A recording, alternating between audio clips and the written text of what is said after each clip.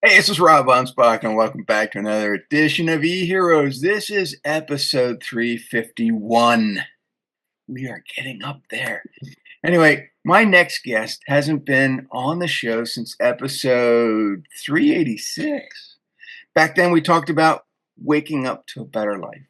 Well, I want to take it a step further. As an entrepreneur, you want to know how customers can work with you. So I brought back Joe Graham, and I'll tell you what. He makes working with him simple. And I think everybody needs to pay attention because he puts it out there. And he just says, look, you want to work with me? Here it is. So here's Joe. Thanks, Rob. Well, I think that's the rule of sales that people forget when you start. Everyone tries to think there has to be this super secret way to do it, or you got to dial them in and walk them. If you just tell people, "Hey, it's $500 to have a call with me. It's $1,500 to do a 5 week intensive with me. If you want me every month to be in your lane is 2,500 bucks. Guess what? Now it's gone. There's no wondering how much is it going to be. Is he hyping me? Is he not hyping me? This is what it is to work with me. And if you're a business, then yeah, I'm going to have to evaluate it because it depends on the scope of the work.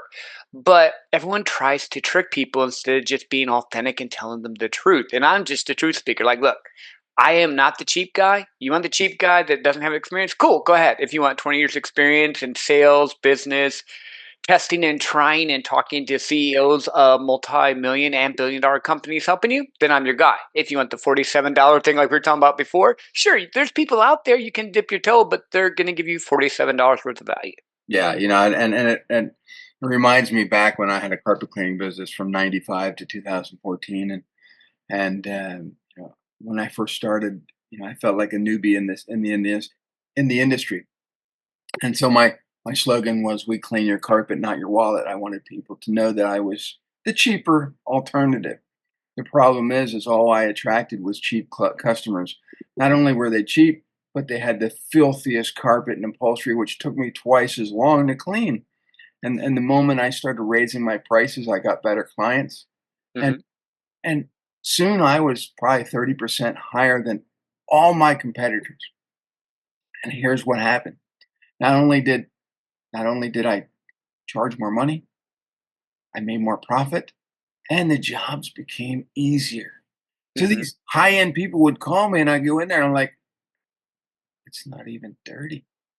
Rob, it's dirty to us. Clean it." Yep. And so, when you raise your prices, when you can show people that they're getting better value for what you charge, the world flips in your Hmm. favor constantly. And now, and I think it's hard for entrepreneurs to do that. They feel like, oh, I'm gonna upset all my customers. Most of your customers never talk about you when it comes to price outside the cheap market. So once you Hmm. get to a higher end client, they're going to tell their friends that they got this awesome person to come in and do this work. But they're never going to say, I spent this amount of money because they don't, that's not their thing. Their No, thing not is, at all. yeah, it just, and so, I've been in this coaching field now well, I started this agency in 2001. So 24 years. Hmm. And it's really hard to tell entrepreneurs to raise their prices. They're just so set in their ways. And it just seems like they're 3 seconds away from bankruptcy is when they decide to raise their prices. And then they're like, a light bulb just went off. I should have done this Hmm. a long time ago. I should have listened to you. Yeah, but you didn't. Well, but people get caught up in their own thoughts of what it should be or how it should be. But here's the other thing that people don't get, even entrepreneurs, they don't understand the value they bring. Like I mentioned, I just briefly mentioned 20 years sales experience, won multiple awards, talked to CEOs of like million and billion-dollar companies. That's significant value.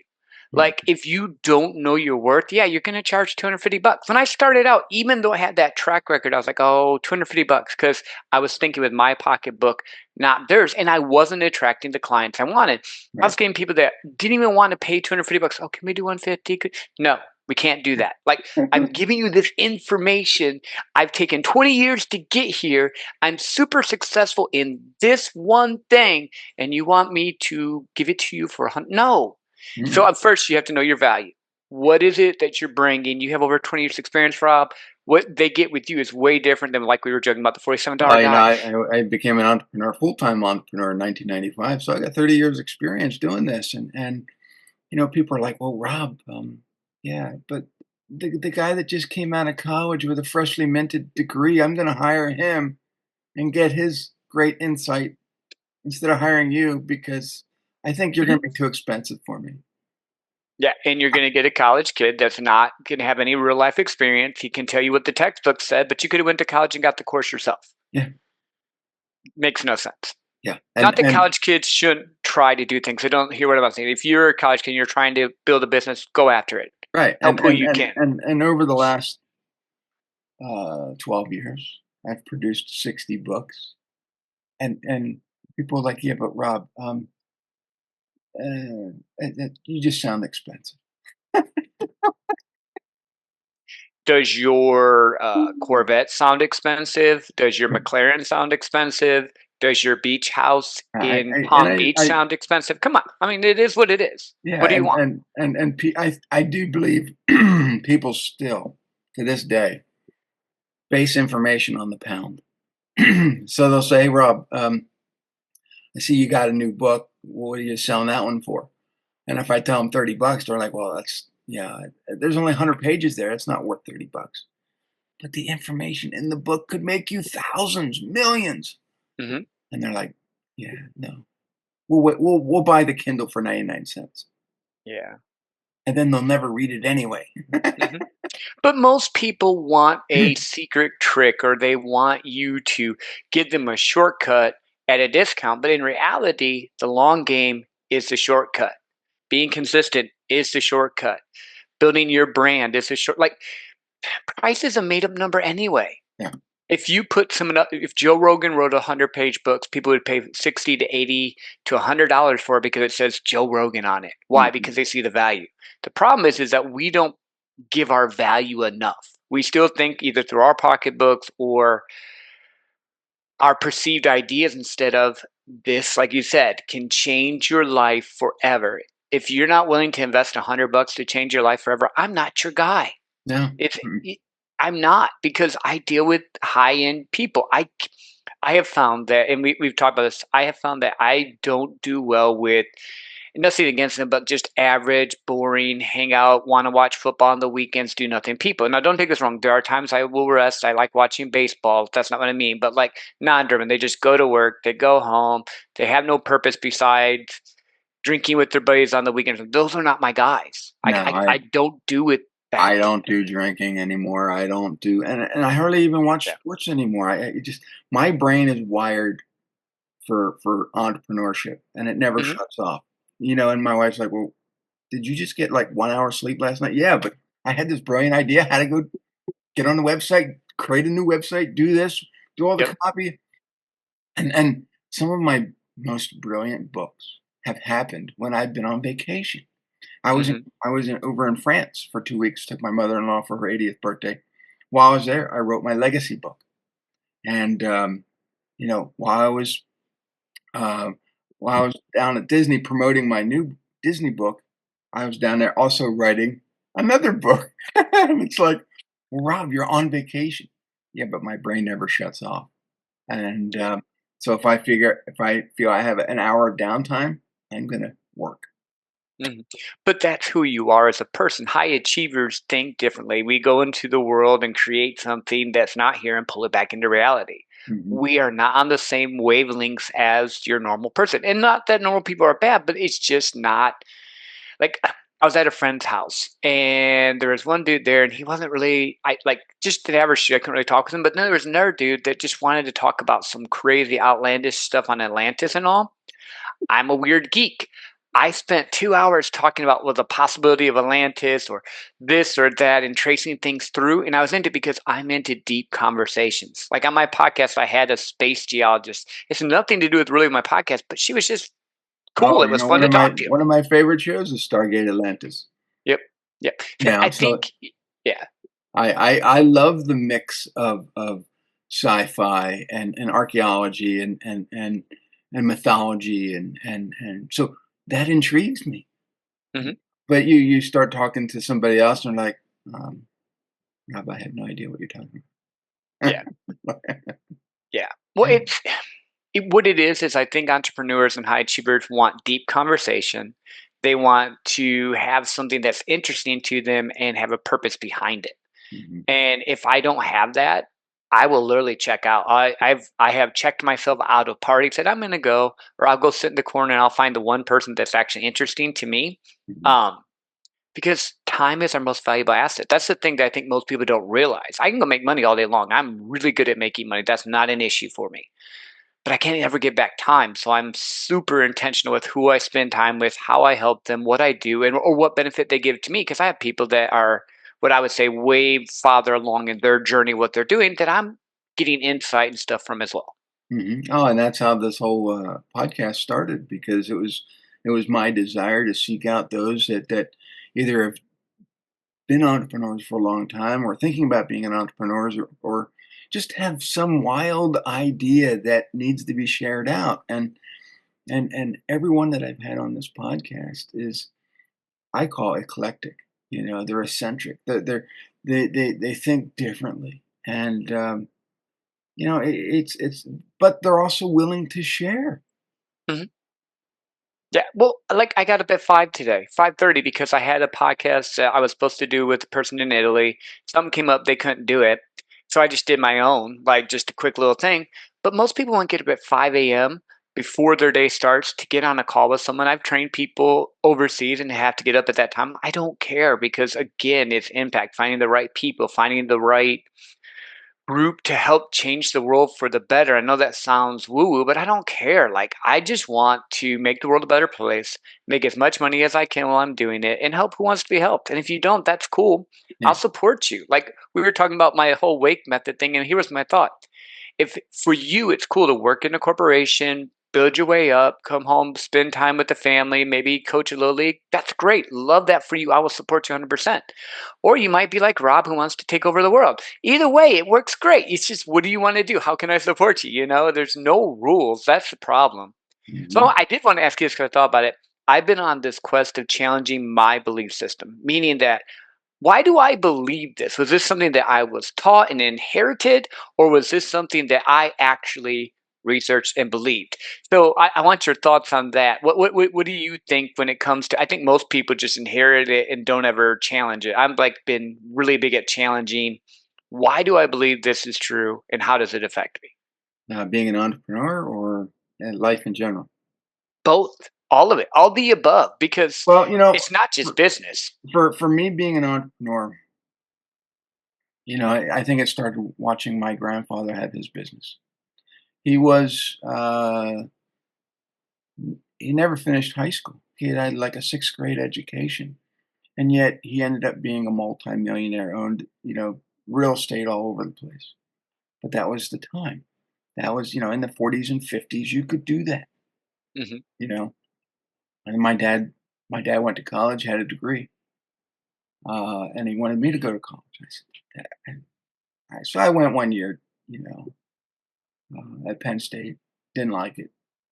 A couple years went by, and I went to a community school, and that was after I had gotten married, had a kid. Thought, I'm going to need a degree, I guess.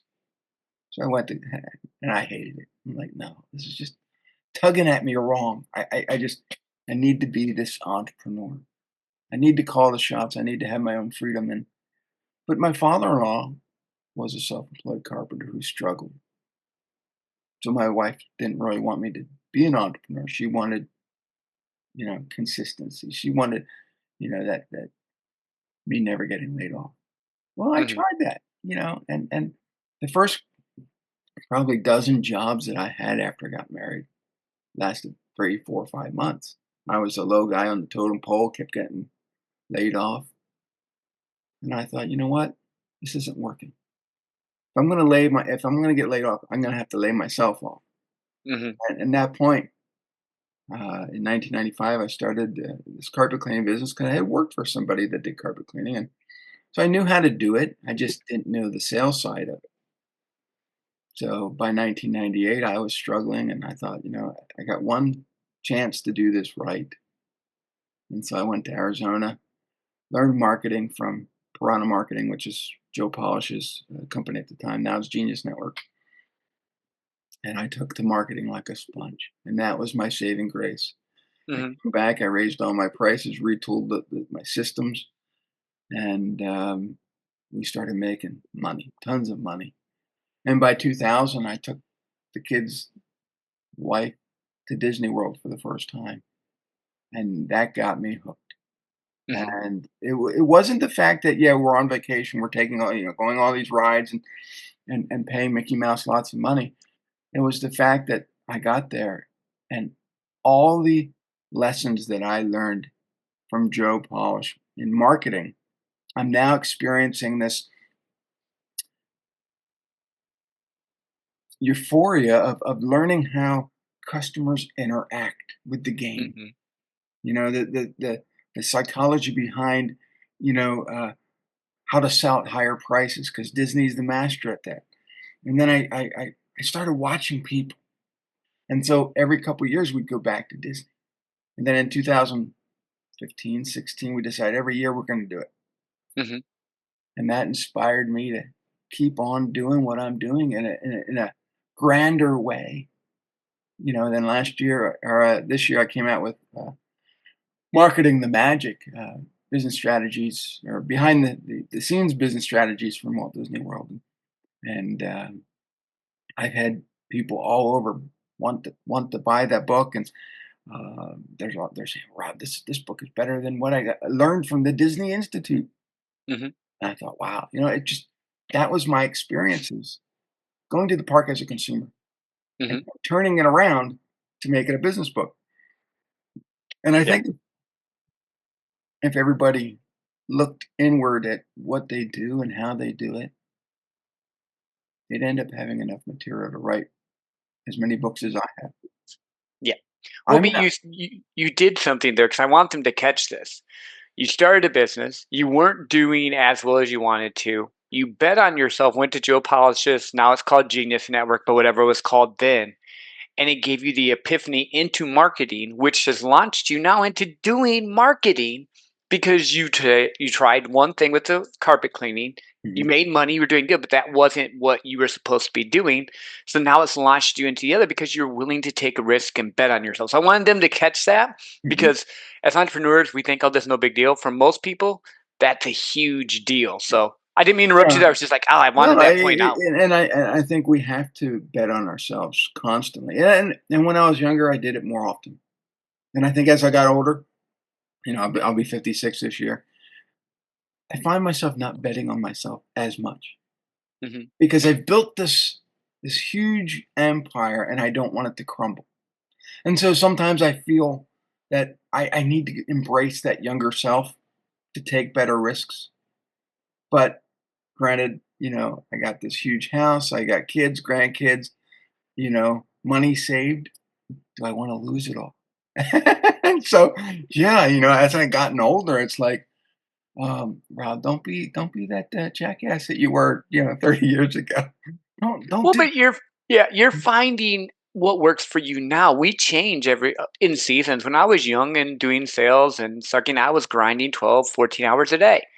Now I probably work 6 hours a day, Yeah. maybe, because I know my systems, I know my processes. But there's times when I know, hey, like Monday, I had to go help a client on a dime. I had to fly to Denver. I was there. It was an 18-hour day.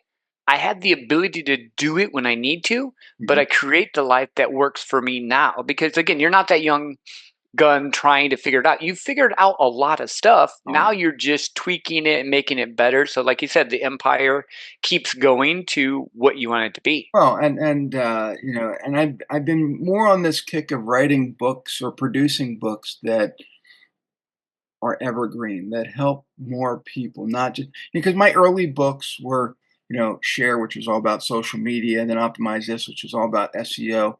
The problem is that they're technology based, and as soon as you publish the book, a lot of the information is already out of date. So My new series of books that I partnered with Brad Zellis, it's called Can Go to Hell. Mhm. The debt collectors can go to hell, slumlords can go to hell, HOA boards, and then the IRS.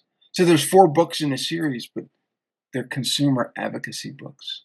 So Mhm. they're gonna help all these people fight back, and I think that's what we need more of. Mhm. We need entrepreneurs that are saying, "Hey, look, this is how you do it. Here's the information." And not only that, in all these books, there's 20 to 25 template letters in the back that shows them this is the letter that you need in your situation to fight back, and so, they're these are the things that I wanna be known for is, Mhm. as I get a little older, "Rob, you're great with teaching us marketing and business and consumer advocacy here's the thing is that as the older I get, I don't want my names on buildings. I want my names on books that are in Mhm. libraries that help everybody, because no one gives a shit about the name on a building.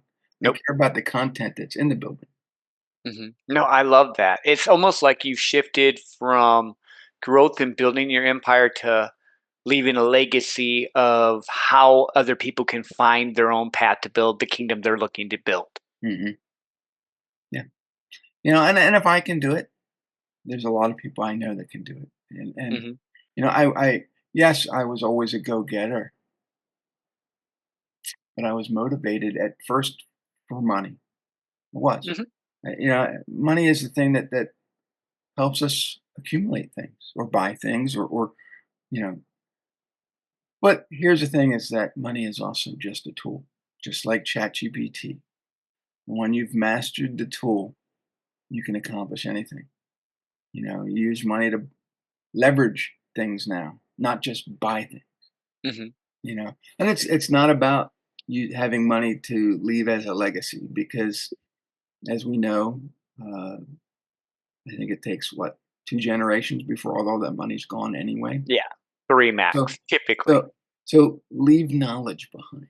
That's your legacy because that knowledge will be there for generations instead of the money. Mhm.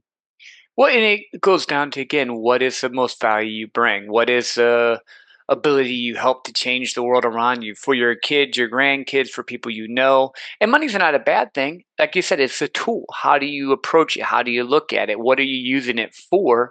And then just finding out what is it that works for you with it. Success is boring and simple. The problem is that most people don't want to do the work to get there. Right. Yeah. Or they fail to ask. Hmm.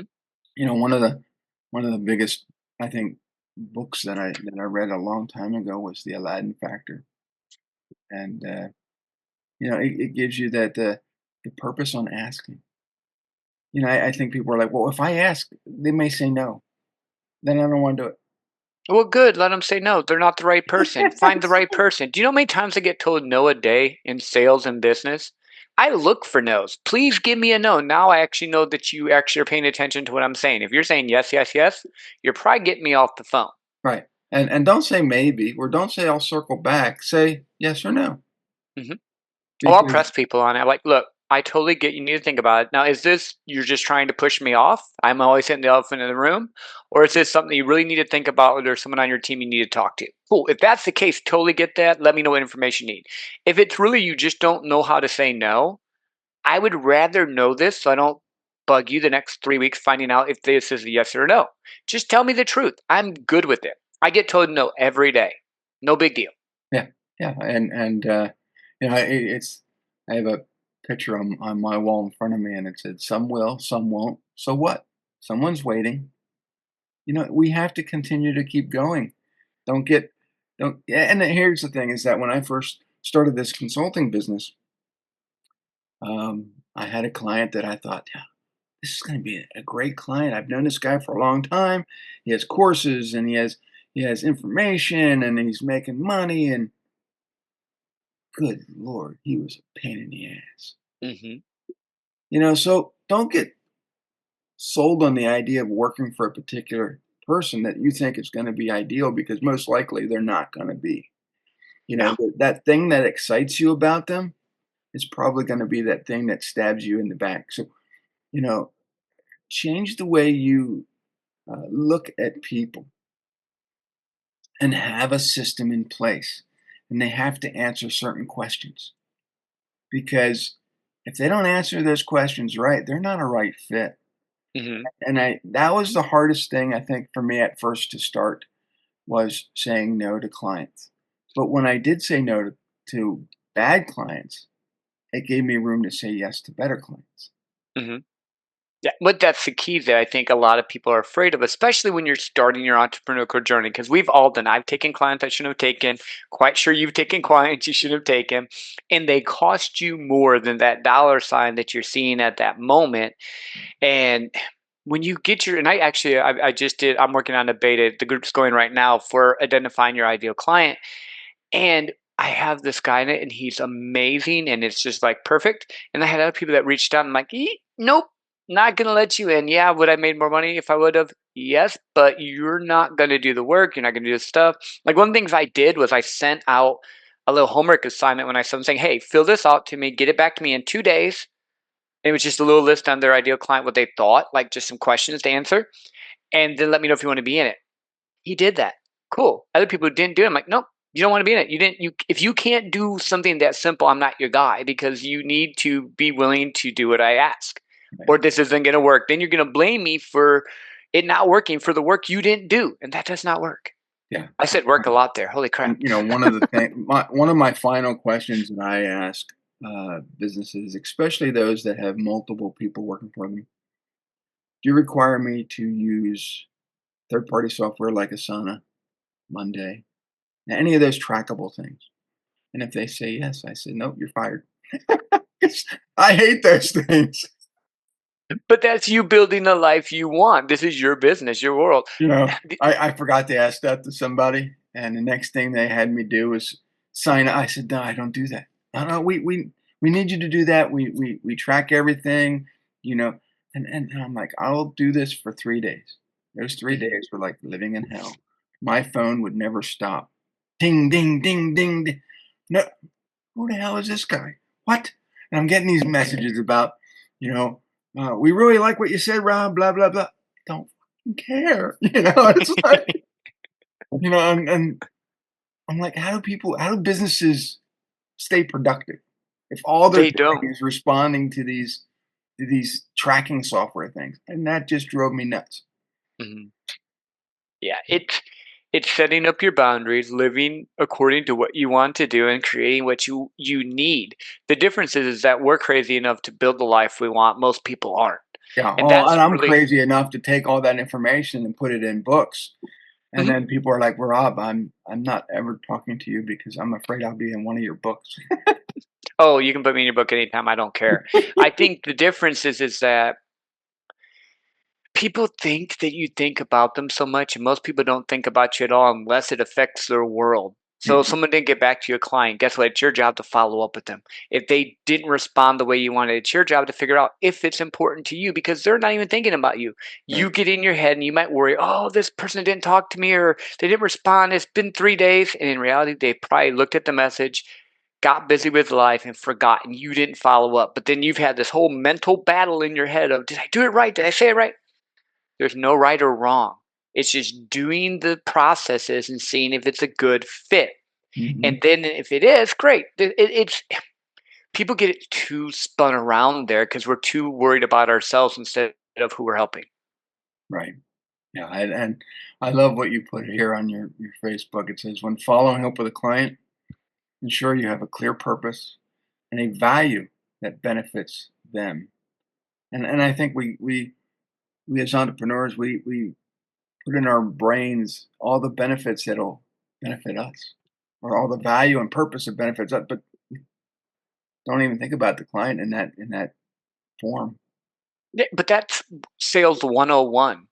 In sales, it's never about you. It's always about the client, their needs, their wants, their desires, so that they will get to the point where they decide if your value is better than your cost. Your Mhm. value is 4 times better than the cost, normally they'll buy. If you're the first person to touch them on a project, you have a 75% chance to win. If you follow up because 50% of people don't even follow up once.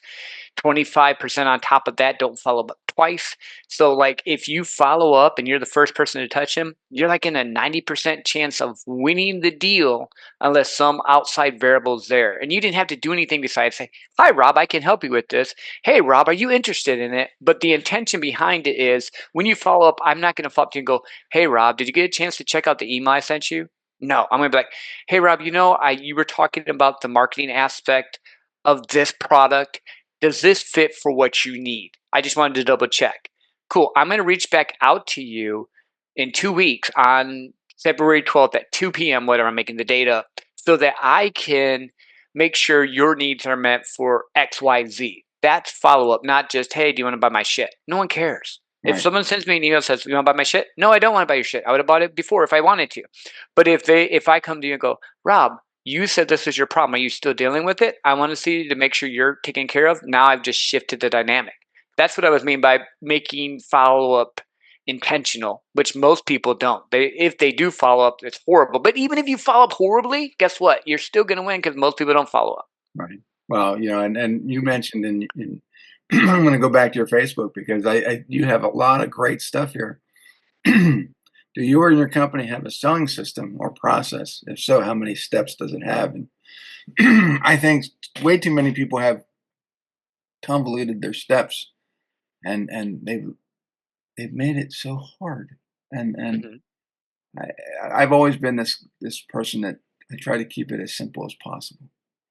And but they'll be, "Hey, Rob, I have this 32-point selling system." I'm like, "God, 32 points? What the hell No. are you talking about?" Most people are going to go through 2 or 3 points. Like if I'll go B2B here for you. So if I'm getting into an organization, say I'm hunting a CEO or CFO, I have a 7-step system. I do 4 emails, 3 calls. Why? Because the first email, they're like, "Who is this guy?" The first call, like, whatever. The second email, and I have a system that goes over 2 weeks. The second email is like, "Oh crap, this guy's calling me again." So that by the time I get to the third call, they've gotten 3 emails from me and 3 other touch points, and they pick up because either A, they're interested, B, they're tired of me bugging them, or C, they're like, "Why the hell is this guy doing this?" And then the seventh is just a breakup email. "Hey, it looks like you're not really interested right now. I'm going to call you back in 2 months." That gets them too, because like, "Oh shit, I got to do this again in 2 months. Let me just get it done." Or, "No, I am interested." And it's just getting their attention. But I don't do more than 7. Yeah. And that's in the B2B world where they're getting hammered all the time. Mhm. You know, and then once they come into your world, how easy is it for them to buy? Do you have a sales customer journey? Then do you have an implementation customer journey, meaning that here's your sales process. You take them along here to say, "Yes, Rob, I want to buy your stuff." Great. What's the implementation process once they buy your stuff? Is it just the invoice, or do you thank them? Do you have a system in place that takes them along so that they get the fulfillment they need? That's the other piece. Like if you can get those two done, it's just plug and play. And then how many people do you want to work with? And then guess what? You can raise your prices because you get too busy. "Joe, you used to be 2,500. I know, but I have too many clients. So it's 5 grand. That's the only way I'm going to give you more time because I don't have time to help unless it's enough value for me." Well, that's selfish. No, that's self preservation. I only have so much bandwidth. Mhm. Yeah. Yeah, and I think right there you hit it, bandwidth. And we as entrepreneurs, we can't forever go on 60, 80 hours a week. It's impossible because we also have goals of going on vacation, taking time off with our kids, grandkids. And so when you look at the scope of things, we maybe have 150 productive days out of the year, and we don't want to be, you know, fulfilling those 24/7. So, you got to look at your bandwidth. You got to say, look, I'm going to work 6 hours a day max. What's my time worth? What do I want to achieve in a day? So yeah, this is my price going forward. Work with me or don't work with me. I don't care. And Hmm. when you have this attitude where you're going to succeed with it, with or without them, it's going to be better for you. Hmm. But most entrepreneurs aren't like that. They're not wired like us. So they'll say, "Well, Rob, um, I don't have the luxury that you do. I haven't been in business long enough. So I'm going to take anything that breathes And the next thing they do is they'll call it, Rob, I need help. This person's a pain in the ass. Mhm. Well, yeah, because you didn't go through the system and pick apart the people that really you should be working with, and you're just accepting anybody. Yeah. Well, and maybe you need to do a hybrid to begin with so you can get the right clients. Meaning maybe even if you don't like it, but you're not making enough money, you have a regular day job that you do stuff for to provide for your family because you made a commitment to them. So don't put the pressure on them because you're not succeeding yet.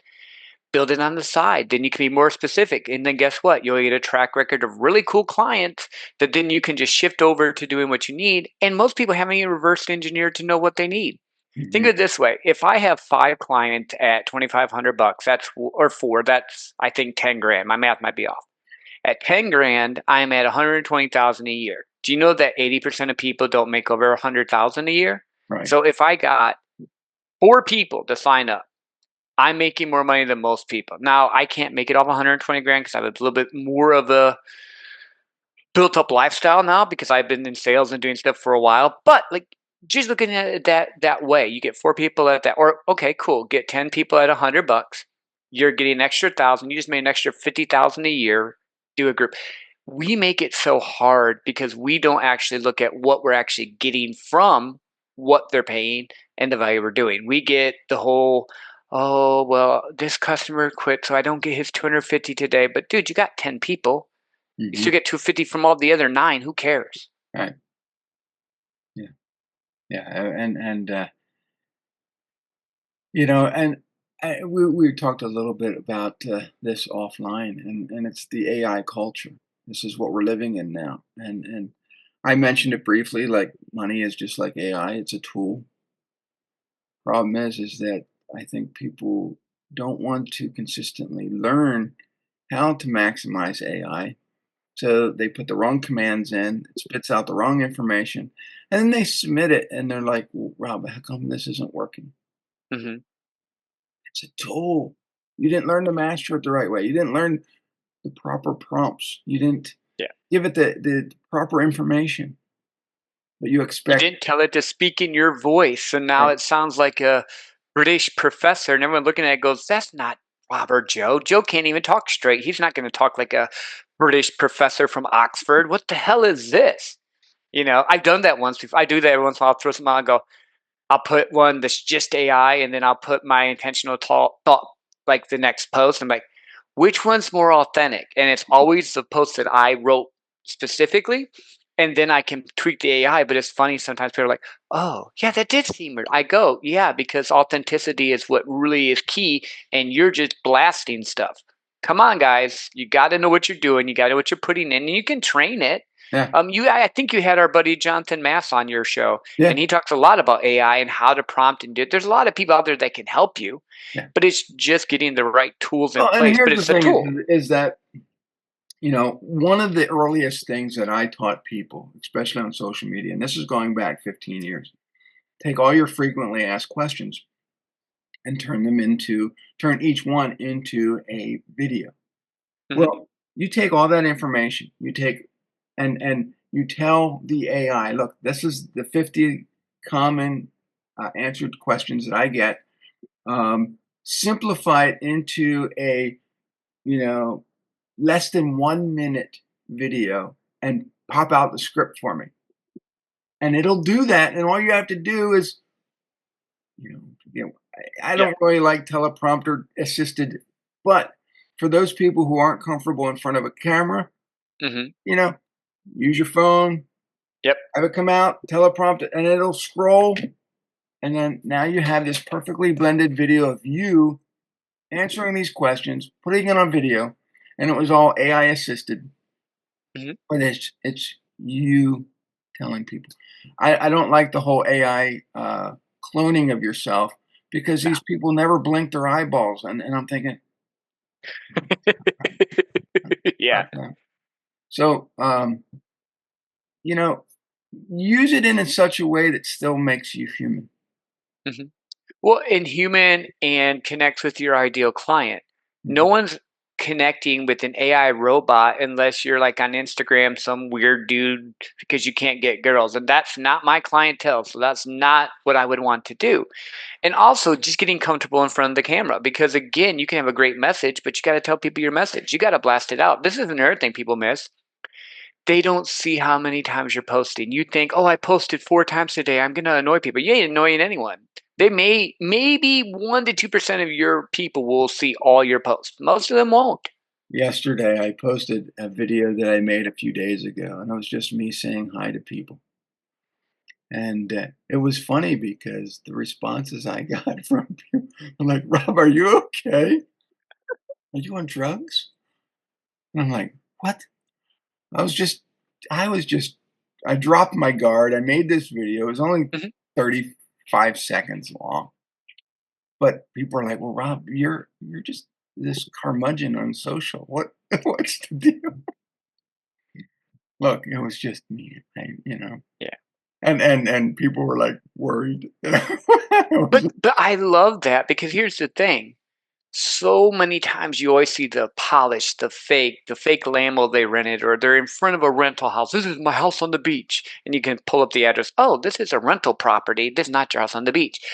And when you're just real, like I did a video this morning, like I said, I didn't even have a prompt. My guest couldn't make it. So I ended up just doing a I think 7 minute video threw on YouTube and did not care. Like I just talked from the heart and that's what it was. And I find those videos get me more responses and more connection than the I set it up and prim and prop. And I do like I have like different posts and content that I do that will show up and be more precise and on message because you should have marketing and branding and with it. But the authenticity piece, I think, is the part that will separate most of us from the AI robots who will try and take over the world eventually. yeah, yeah, and I don't know if we'll have the Terminator-esque scenario of I was just seeing if AI, you're paying attention. No, I'm joking. but I don't think so either. AI is there to help us, Hmm. and I think there's too many people that fear it. Hmm. Maybe they've already lost their jobs because of it. But I watched a video where a guy goes, yeah, I lost my job to AI, and then I lost my home, but I bought an RV and I'm traveling all over the United States, and now I'm making videos showcasing people living in RVs and traveling. I'm making more money, and Hmm. I'm having the time of my life. Yep. So yes, it sounds awful that you think that AI will take your job, or maybe it has, but there's opportunities out there that maybe you're not aware of. Maybe that will lead you in a direction that will make you more money, will have a better life, but you're so concerned about losing the life that you have. Yeah. It's that fear of the loss that most people are not willing to step out and become the person that they were born to be. But sometimes things happen for you that you're like that guy with the RV. That happened for him. He would have never gotten the RV, would have never done if I wouldn't have taken his job. Mhm. And now he's living a life he loves. Yeah. That is the thing I want people to wake up and understand. There are no rules on what success looks like to you Mhm. or to Rob or to me. It's going to be different. Rob might want to be a billionaire. I don't care about being a billionaire. I'd rather, have some millions and have fun and do what I want. I don't know what exactly you want to do. So I said I just gave you the billionaire title. But it's just really what is it that you want to do? Like I wouldn't want to do all the work to become a billionaire. That's a lot of work. I know some of them and they are a different breed, but I'm a millionaire. I'm good with that. Mhm. Making money that way, that's totally fine Yeah. because I know the systems, I know what I have to do, I know how much time I want to put in, so that I can go in and enjoy the life I live. Well, and the Here's the thing is last thing. I don't think I'll ever retire because I love No. helping people with their Yep. marketing. Love people with, producing their books. So that'll always be ingrained in me. And it's not just about marketing or books. For me, it's about helping others bring out their story. Hmm. What is it that they really do? Yeah. How did they become themselves? What's their origin story? And what do they believe in? Their core values. And when I start helping people with all that, they're like, "Well, Rob, I didn't even know I believed in that until you brought it out. Mhm. And or I wrote my legacy book because the fact I was helping so many people with their books, and the core message was always legacy. Mhm. But So that's the sometimes. transition. That's the transition we do. We start out, we get into sales or business to make a bunch of money because we wanna have fun and live life. Mhm. Then we make money, we're like, "Oh, that's it?" So then we start helping people because like, well, I can help other people, and then I have a purpose and a passion. Then we get to the age like we are. I'm a little bit younger than you. I'm at 48.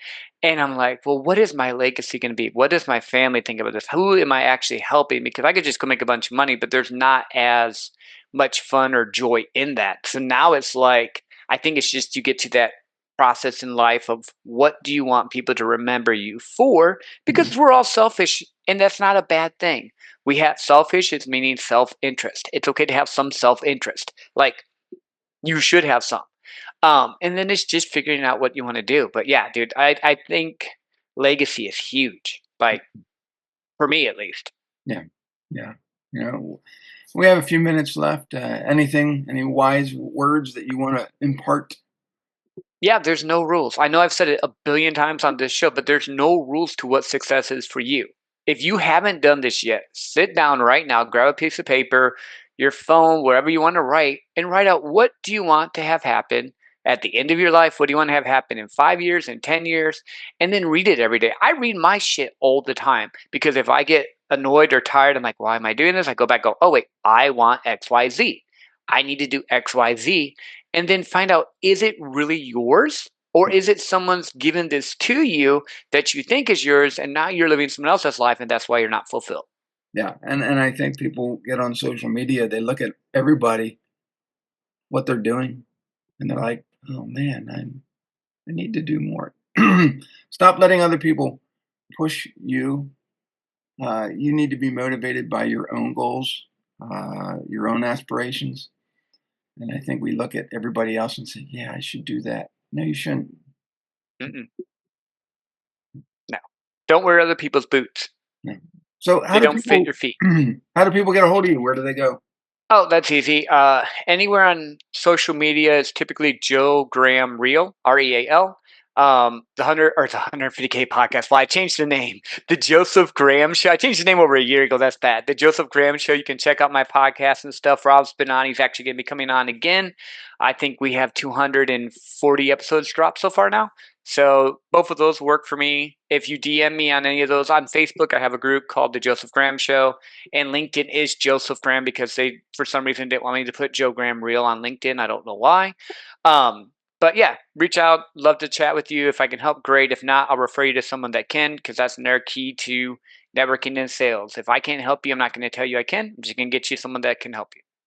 That is awesome. So there you go, folks. Contact Joe, and we'll see you guys on the next episode. Adios.